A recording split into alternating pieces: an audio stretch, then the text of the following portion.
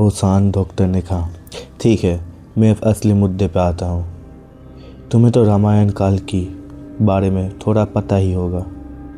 साइनी ने कहा, जी हाँ डॉक्टर, हमें स्कूल में थोड़ा पढ़ाया गया था।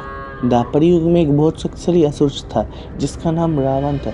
उसे मारने के लिए भगवान ने राम अवतार लिया था। डॉक्टर ने कहा फिर, हाँ बिल्कुल सही, बस तुम्हें पूरी सच्चाई मालूम नहीं। वो द्वापर युग में नहीं, वो त्रेता युग में हुआ था। ये सुनकर बादल साइनी के मुंह से एक साथ निकल गया, क्या? इनमें बच्चों तुम्हारी कोई गलती नहीं, तुम्हारे स्कूल में भी सही पढ़ाया गया है, लेकिन हमारे जो पुराने बहुत सारे ग्रंथ थे उनको जलाया जा गया है इन असुरों के द्वारा, इसलिए तुमको सही इन्फॉर्मेशन मालूम ना होना ही एकदम स्वाभाविक है। चलो बच्चों, अब मैं तुम्हें आगे बताता हूँ वहाँ पर क्या हुआ था रामायण काल में। रामायण काल में एक बहुत शक्तिशाली असुर था जिसका नाम रावण था, तुमने पढ़ा ही होगा। उसने चारों तरफ त्राही त्राही मचा दी थी। उसको रोकने के लिए ही भगवान ने राम अवतार लिया था। जब रामायण का युद्ध हो रहा था तभी वहाँ पर एक और राम जी का भाई था जिसका नाम लक्ष्मण था। उसको छल से रावण के बेटे अभिजीत ने बाण मार के मृत्यु के करीब पहुंचा दिया था उसे बचाने के लिए। तब भीषण के आदेश अनुयायी और राम जी की अनुमति के साथ हनुमान जी निकल गए थे संजीवनी बूटी के तलाश में।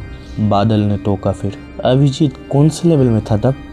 अगर अभी की बात करें तो अभिजीत अभी के समय के हिसाब से वो वर्ल्ड क्लास स्वॉर्ड मास्टर से भी ऊपर के लेवल का था। हाँ, मैं कहावत था, हाँ याद आया। हनुमान जी तुरंत आदेश मिलते मिलते ही वहाँ से निकल गए थे शिविर से, और वो चले गए थे संजीवनी की खोज में।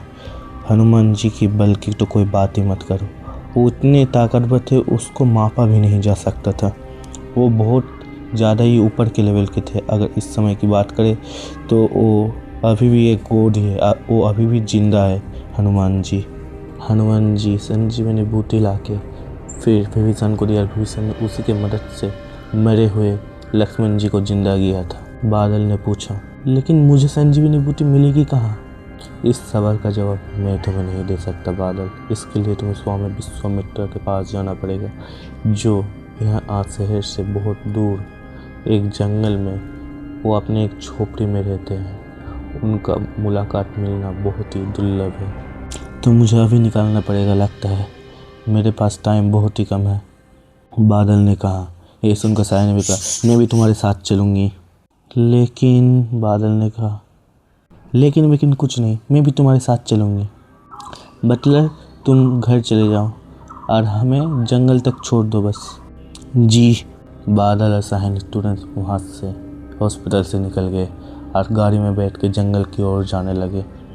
साया ने तभी गाड़ी में पूछा बादल से, तुम्हें पता भी है कहाँ पर है स्वामी विश्वनाथ का वो झोपड़ा? नहीं मालूम, लेकिन त्रिदेव मेरे साथ है, बादल ने छोटी सी मुस्कान के साथ कहा और उस स्कोर की तरफ देखने लगा। हम पहुंच गए हैं, ठीक है, अब तुम घर चले जाओ और पापा को मैं मैसेज में बता दिया है सब कुछ, ठीक है, जैसा आप कहें। लेकिन थोड़ा ध्यान से आना, वहाँ पर बहुत सारे विष्ट रहते हैं और शायद एक दो असुर भी तुम्हें मिल सकते हैं लो लेवल के। आपके एडवाइस के लिए शुक्रिया, अब चलो बादल, बोलकर बादल और साहिनी जंगल की तरफ जाने लगे। पीछे से बटलर ने कहा, भगवान तुम दोनों को सलामत रखें। बादल और कितना दूर है और कितना चलना पड़ेगा? हम 2-3 घंटे चल ही रहे। बादल ने हफ्ते हुए कहा, आज थोड़ी देर मुझे दिल से फीलिंग्स आ रही है कि हाँ हम पहुँचने ही वाले हैं। साइनी ने कहा, मैं बिल्कुल थक गई हूँ। थक तो मैं भी गया हूँ, चलो कुछ देर यहाँ पर आराम कर लेते हैं। ऐसा कहकर वो दोनों एक बड़े से पेड़ के नीचे आराम करने लगे। वो दोनों आराम करने बैठे ही थे कि कुछ ही पल में 2-3 मिनट के लगभग पास एक भेड़िए की आवाज़ उधर गूंजने लगी। वो सुनते बादल साहब दोनों चौंके और तुरंत अपनी आंखें खुली। उन दोनों के सामने पूरा एक भेड़िए का झुंड था। सायनी ने कहा, बादल तुम यहाँ से भाग जाओ, मैं तब तक इनको संभालती हूँ, क्योंकि तुमने अभी स्वॉर्ड प्रैक्टिशनर भी नहीं बने हो। बादल ने कहा, नहीं, मैं तुम्हें छोड़ के यहाँ पर अकेले नहीं जा सकता। ठीक है, बोलकर सायनी उन झुंड की तरफ बढ़ गई अकेले ही। सायनी ने एक को घायल कर दिया, दूसरे ने लेकिन सायनी को पीछे से बाढ़ करके उसको भी घायल कर दिया। सायनी की चीख निकली, आ! बादल ये तो देख के हैरान हो गया, क्या करे कुछ समझ नहीं। तभी उसको याद आया कि उसके पास एक गोली भी थी। उसने तुरंत उस गोली को अपने मुंह में भर लिया और तभी चारों तरफ प्रकाश ज्वलित था और बादल के शरीर से एक अलग ही किस्म का ओरा निकलने लगा। उस प्रकाश से पूरा जंगल रोशन हो गया। सायनी भी ये देखकर चौंक गई और थोड़ा हंसी भी। बादल वो गोली खाने का तुरंत स्वॉर्ड प्रैक्टिशनर के एक लेवल से डायरेक्ट स्वॉर्ड डिसाइपल के एक लेवल में चला गया और ब्रेक थ्रू कर लिया उसने। तभी बादल के सामने स्क्रीन आ गई और उसमें लिखा था, Skill requirement completed. Skill name Aura Sword. Screen में फिर उस ओरा स्वॉर्ड का डिस्क्रिप्शन और उसे कैसे इस्तेमाल करते हैं वो लिखा आया और सीधा बादल के सिर में घुस गया। जो सारा नॉलेज उस स्वॉर्ड के इस्तेमाल के बारे में था, सब कुछ। थोड़ी देर के लिए बादल के लिए पूरी दुनिया ही थम गई, जैसे उसके दिमाग में बस कुछ सब चल रहे थे। मैं ही स्वाद हूँ, जो मेरे पास है वो स्वाद है, ये पूरी दुनिया ही एक स्वाद है, सब कुछ एक स्वाद के अंदर होता है, सब कुछ मेरे अंदर है, सब कुछ एक स्वाद है। इतना बोलते ही बादल के हाथ में एक चमकदार रोशनी से बना हुआ स्वाद दिखने लगा। उस स्वाद को लेकर भेड़ियों के झुंड की तरफ बढ़ गया। बादल ने कहा, मैं तुम लोगों को जिंदा नहीं छोड़ूंगा, तुम्हारी हिम्मत कैसे हुई सायनी को हमला करने की। ये सब देख के वो भेड़िए भी थोड़े पीछे हट गए। बादल फिर कतर कतर करके एकदम गाजर मूली की तरह सारे भेड़ियों को काटने लग गया। थोड़ी देर में बस वहाँ पर सारे भेड़ियों की चीखें गूंजने लगी और थोड़ी देर में ही वो शांत भी हो गया। बस एक आखिरी भेड़िया वहाँ पर बचा हुआ था, जो उन लोगों का किंग था, जो शायद 20 डिसाइपल के हाई लेवल पे था। बादल फिर भी नहीं डरा, उसने बस कहा, सायनी, क्या तुम मुझे थोड़ी देर के लिए अपनी स्वॉर्ड उधार दे सकती हो? हाँ बिल्कुल, लो ना। ऐसा कह के सायनी ने अपनी स्वॉर्ड बादल की ओर बढ़ा दी। बादल ने एक हाथ में ओरा स्वॉर्ड और जो सायनी की स्वॉर्ड थी, दोनों को एक साथ कंबाइन कर दिया और उसके बाद सायनी की तलवार से बहुत खतरनाक रोशनी निकलने लगी। वो कुछ अलग ही बन गया था तब वो स्वॉर्ड, और वो लेकर बादल ने सामने की ओर जो भेड़िया था उसके ऊपर बढ़ गया हमला करने की ओर लिए। बादल ने फौरन उसके एक पाँव काट दिया। वो भेड़िया दर्द में छटपटाने लगा, लेकिन बादल ने आओ दिखाना ताव दूसरे ही हमले में बादल ने उसका गला काट के अलग कर दिया और उसके गले से निकल के आए एक सुनहरा रंग का क्रिस्टल। बादल ने फिर पूछा, सायनी ये क्या है? सायनी चौंक कर, ये तो लगता है कोई बीस्ट क्रिस्टल है, वो भी एक 20 डिसाइपल लेवल का, इसकी प्योरनेस भी बहुत ही ज़्यादा है। बादल ने कहा, क्या ये एक बीस्ट क्रिस्टल है? बीस्ट क्रिस्टल क्या होता है? सायनी ने कहा, तुम तो कभी पढ़ाई में ध्यान देते नहीं उतने अच्छे से भी, इसलिए तुम्हें शायद नहीं पता।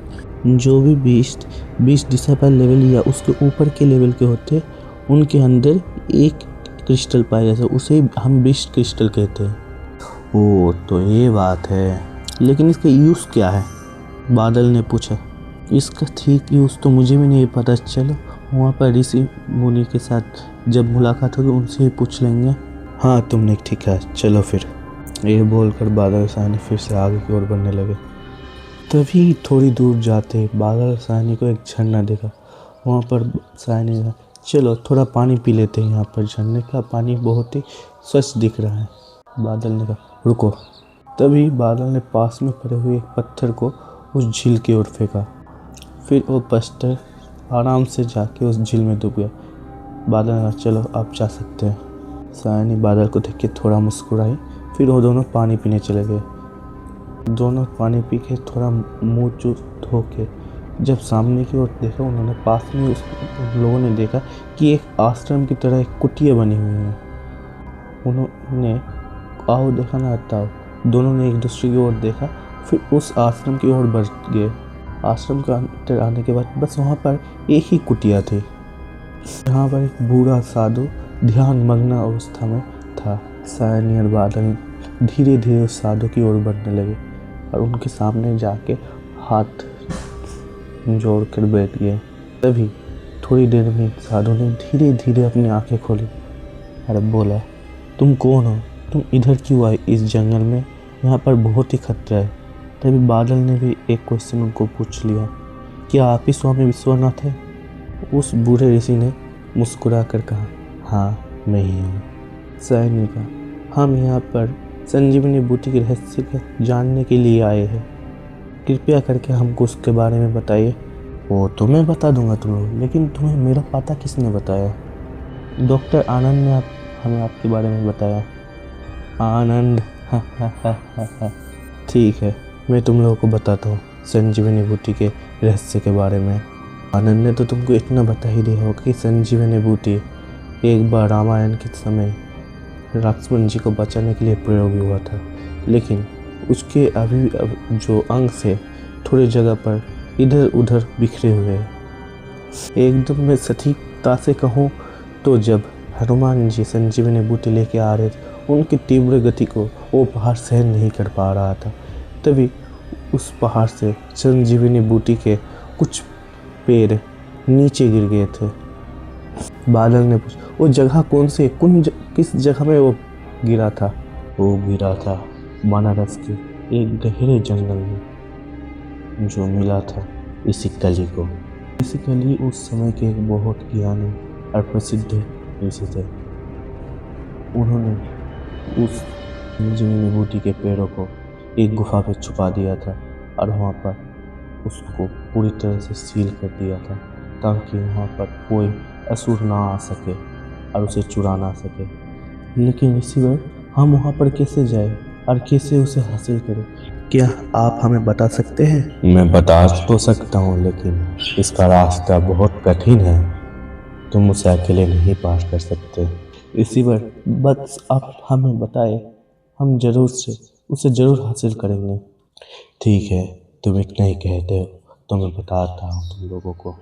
बनारसी के मूल जंगल के उत्तर की ओर जब तुम जाओगे तुम्हें एक झरना मिलेगा।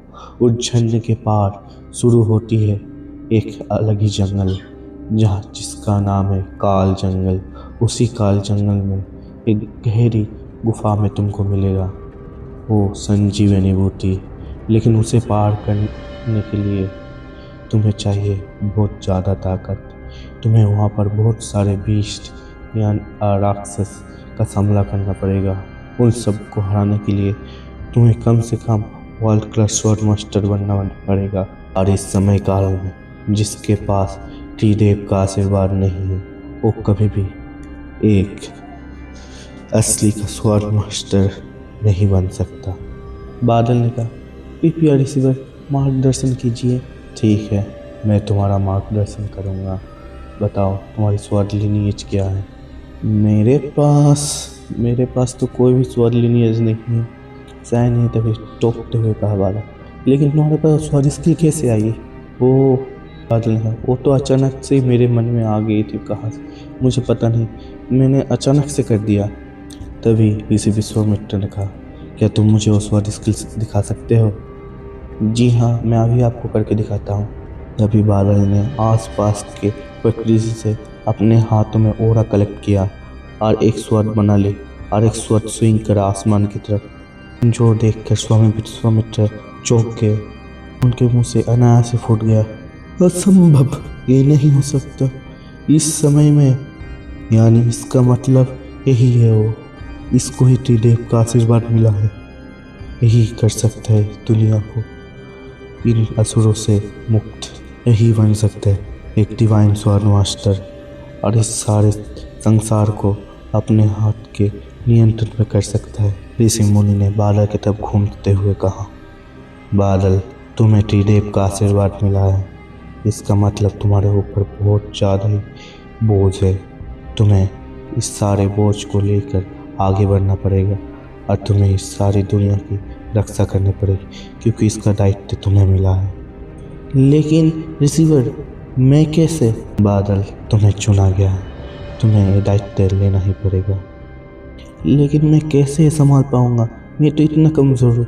मैं एक छोटा सा स्वाद डिसाइपल बना हो बस। तुम्हारा रास्ता बहुत लंबा है बादल, इस रास्ते में मैं भी तुम्हारे साथ रहूँगा।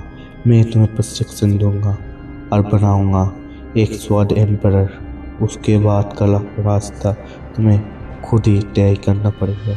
क्या बादल अपनी माँ को बचा सकेगा? क्या वो संजीवनी बूटी हासिल कर सकेगा? क्या वो बन पाएगा एक असली का स्वाद मास्टर?